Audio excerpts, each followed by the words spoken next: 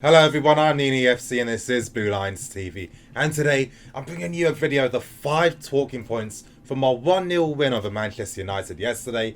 And in this video today I'm going to be talking about WILLIAN versus CONTE. I'm going to be talking about Antonio Rudiger. I'm going to be talking about Antonio Conte and whether winning the FA Cup makes up for a poor season. I'm going to be talking about why I feel we definitely need a new style for next season, and to end this video I'm going to be talking about when Conte could be leaving. But quickly, before I get into the video, smash that like button, help me get more than 500 likes for this video, and press the bell notification button to stay tuned to all things WILLIAN's TV. But anyway, getting into the first story of today, and it's a pretty controversial one, and that's in regards to WILLIAN versus Antonio Conte. Now, it came out earlier today through WILLIAN's social media pages that he in fact had a photo of the team, the whole team, holding up the FA Cup and obviously celebrating yesterday. And in that photo, he actually edited out Antonio Conte from the photo by placing emojis of cups over him. Now, it's not the first time that we've heard of discord between the players and Antonio Conte on this channel.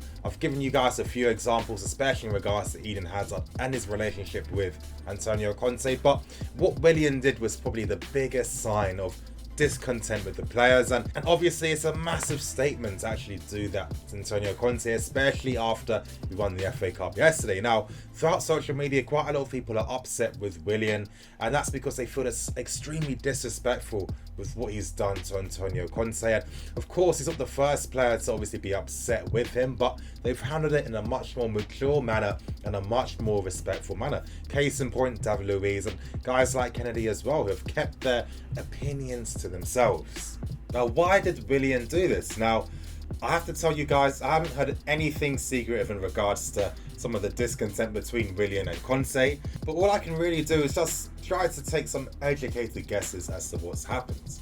Now, this is purely speculation on my part. As I've stressed, I've made it very clear so no one start bitching or getting angry about it. But how I see it is, of course, we know that Conte isn't necessarily happy with some of the offensive football he's felt that he's had to use with the team. But how I see it is, it's a combination of WILLIAN losing out on his squad place again, and the discontent between the more technical and attacking players not being happy with playing such a substandard role under Antonio Conte and playing so defensively, because it's not very enjoyable, it's much harder, they're not really touching the ball as much, and they're not really showing their skills and qualities as much due to the tactical system. WILLIAN might be thinking, well, since 2018 I have been one of the best performing Chelsea players so far, and I don't think it's necessarily fair that, of course, Conte, you want to stop this attacking style of football to go back to playing a more defensive, pragmatic style. And he's probably frustrated at thinking, well, due to playing such a negative way, I actually can't play in the team, and I don't think it's fair. He might be thinking, well, there's other players getting places in the team due to the new formation that really shouldn't be playing based on form this season, and I have to miss out on my place again, and I don't think it's fair. It seems that WILLIAN was very upset, especially when he came on as a very late substitute, and there were reports coming out after the game yesterday that he actually just stormed down into the tunnel and left the stadium pretty quickly. It seems like maybe WILLIAN could have been keeping this in within himself for a long time, and it just finally erupted. You know, he probably thought, well, with Conte going, I want to let this guy know how much he means nothing to me, and I'm going to reflect some of the attitude from the squad towards Antonio Conte, and really this is how a lot of us feel about you.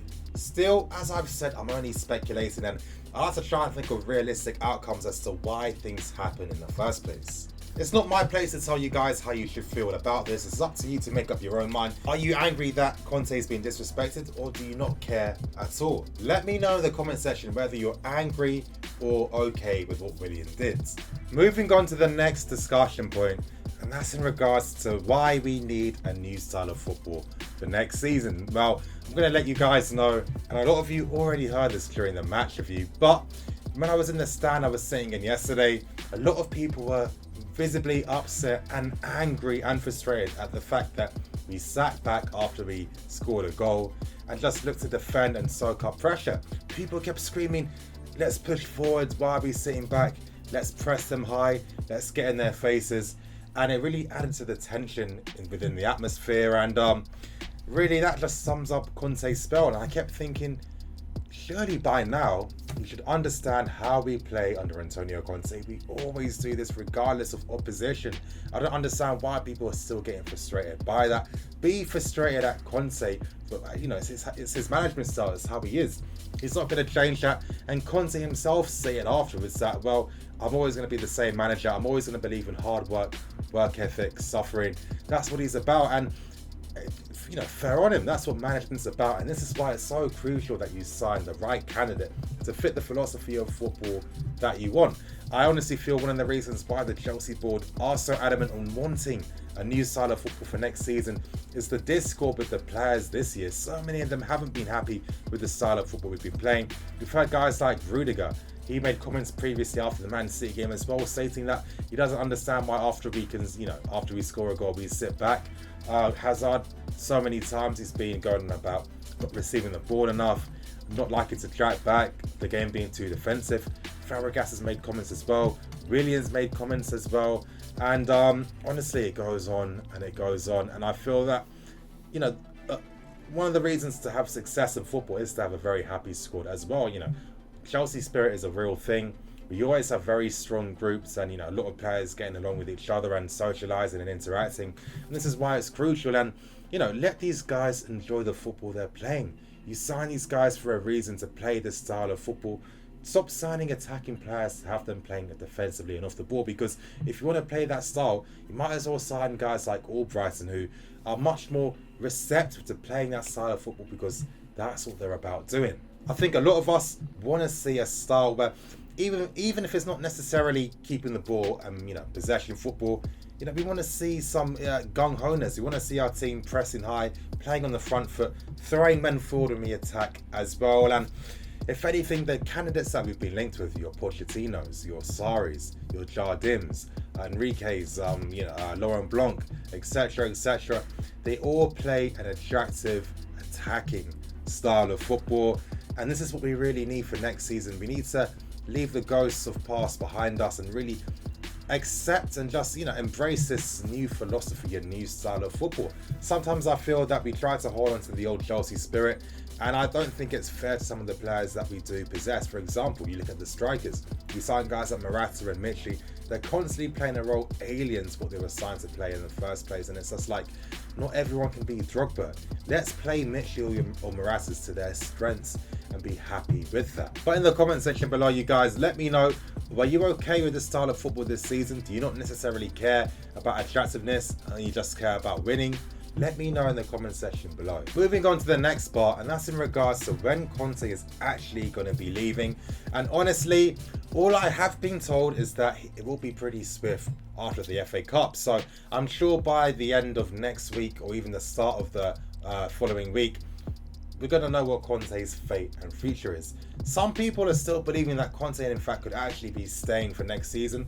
That definitely isn't happening whatsoever. I'm going to be releasing a video tomorrow in regards to Eden Hazard and how it looks like he's becoming a different person. He's becoming much more assertive. So definitely look forward to that. I'm going to be breaking down a lot of things, and it really links in nicely with the point I'll be making. But just to keep it brief, no way can Conte and Hazard coexist anymore. The club are going to be favouring Hazard over Conte. It's as simple as that. If I can keep my guess very safe, I'd say before the World Cup starts, we're going to know who the new manager is going to be. Let's not forget, some league seasons haven't finished just yet. So until all the leagues have finished, that's when we're going to know who the next manager is going to be. The next talking point I want to make is whether Conte winning the FA Cup has saved his name from being tarnished. Now, this could be very controversial, and I know that'll trigger a few people, but I think it's definitely a discussion point worth, you know, talking about and really delving into. Now, this season has been one of the poorest seasons under Roman Abramovich's spell. The football's been awful. The other day, I was just going through all of the match reviews I've done, looking at the titles, you know, clicking on a few to really get an understanding of how the season's gone. And the amount of disarray there's been, I'm looking in the comment section, the amount of times people have shown how visibly frustrated they've been after games. There have been so many poor and uninspiring performances this season than I think we've ever seen. I know it's a 15-16 season. I think in terms of just how poor performances were, I'd probably say that it's pretty even. Let's remember that Mourinho left halfway through the season. Conte stayed here the whole season. Some of the uninspiring games I'm reminded of are the games against Norwich, which are awful. You know, a mid-table team in the league below. The losses to Manchester City were woeful. Not getting a win over Arsenal this season as well. Bournemouth, Watford, Burnley, West Ham twice, Everton, Roma. Let's not forget Newcastle, and there's still many more disappointing and awful performances. Now, my personal opinion, I still personally feel that Conte's name has been tarnished a bit, regardless of winning the FA Cup. Being cynical as I can be sometimes, when we beat the Manchester United yesterday, it wasn't really even one of those exhilarating wins. You know, we got the lead pretty early in the first half, and then we just sat back and defended throughout the entire game. And this suffering, you can't really enjoy suffering.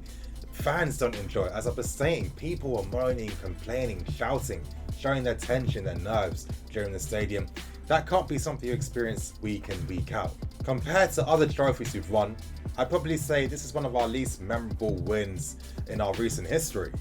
With the win yesterday, you could say that if it wasn't for the penalty, would we have had a massive chance at winning the game? Other than one big opportunity for Marcos Alonso after that, we didn't really create anything against Manchester United, and we didn't really create anything clear-cut against them. As I was saying earlier, yesterday's game was all about who was going to score first, was going to take control of the game.